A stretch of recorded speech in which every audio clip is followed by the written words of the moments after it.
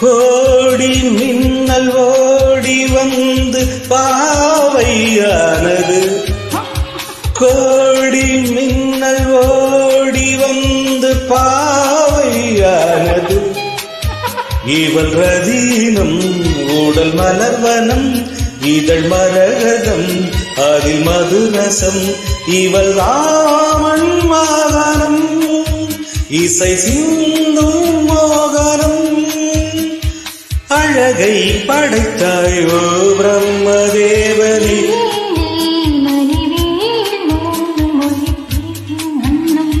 பாவா